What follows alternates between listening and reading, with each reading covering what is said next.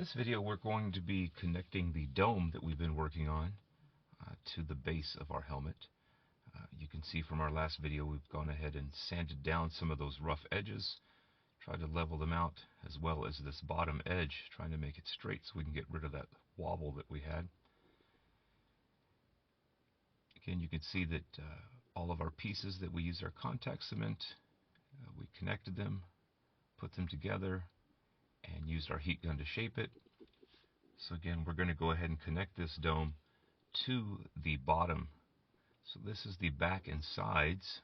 You can see all the registration marks to get those pieces lined up correctly. And then on this top edge here, make sure that it's nice and flat. We're going to try to line up these registration marks with the registration marks on the lower edge of the helmet. Once we've connected that, we're going to go ahead and move over to connecting our cheeks, or some people call them the mandibles. I traced out some patterns. Again, I used the Punish Props templates for the helmet, and I made some modifications. This is the third helmet, like I said. And I changed a few of the designs here. Made 3 separate pieces for this cheek. Then I mocked up. You can see this is the lower end of the T-visor as well. And then I cut out some foam pieces just to make sure that my templates lined up correctly. So this is what we're going to be constructing now. And that's the front of our helmet.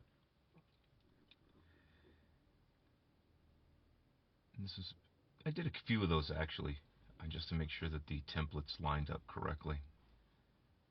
And make sure you also have a sharp blade.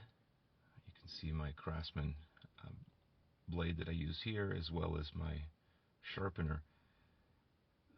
It'll save you a lot of money, that investment on that sharpener.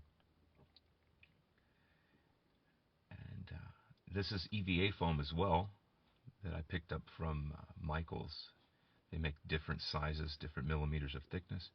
What you're going to notice here is on the patterns, anything that does not have bevel is going to be a straight cut, and then our bevels are going to be a 40 to 45 degree angle, whether it's going to go inside or out. Depends on the piece that we're cutting. So if there's not anything written on the pattern, then that's going to be a straight cut, perpendicular 90 degrees to the mat. Again, take your time, sharp blade, you'll be able to cut through this foam very easily. So I want to thank you folks for watching this. If you want to see me continue this build or go back and watch some of my previous steps in this process, go ahead and like and subscribe this channel. Like I said, we're building a foam mock-up of a Mandalorian helmet, and then we are going to make a silicone mold and then a slush resin cast. So here you can see you're trying to cut the beveled edges. I'm right-handed, so I want to make sure that I'm working to my dominant side, not working against cutting the wrong way. So again, you want to make sure that your blade is tilted so you can make a proper bevel cut.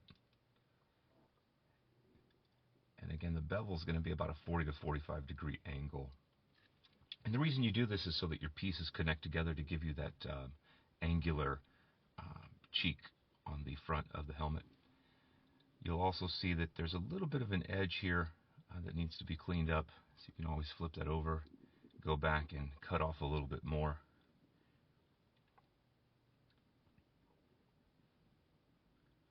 Once this is cut, you'll see how a sharp blade just makes that foam curl up there. So again, always work with a sharp blade.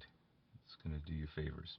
Once you've cut out all the pieces and they've lined up correctly, you'll see that the bevel out, the bevel in, and that'll allow us to connect these cheek pieces. And again, I made the modifications because I wanted to make something that was as close as I could get to screen accurate for the helmet. Once we have these cut out, we're going to go ahead and take our lower end of the T-visor, trace that out. I went back to the 10mm foam here and trace that out. And you can see I made it one piece. So after a couple of builds, I decided I was going to keep that together. And then you're going to attach that to the helmet. And then you'll see in this next segment here, that's almost a finished product.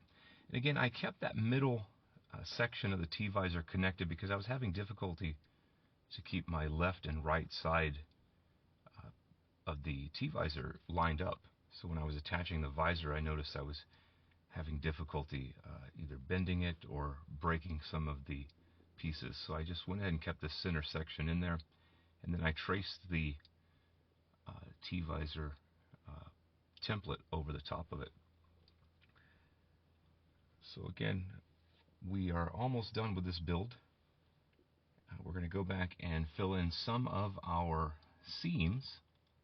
We're going to go back and fill in some of these gaps. Even though we've sanded it down, we have to cover some of the spaces that are left in our seams, as well as a lot of those pit marks.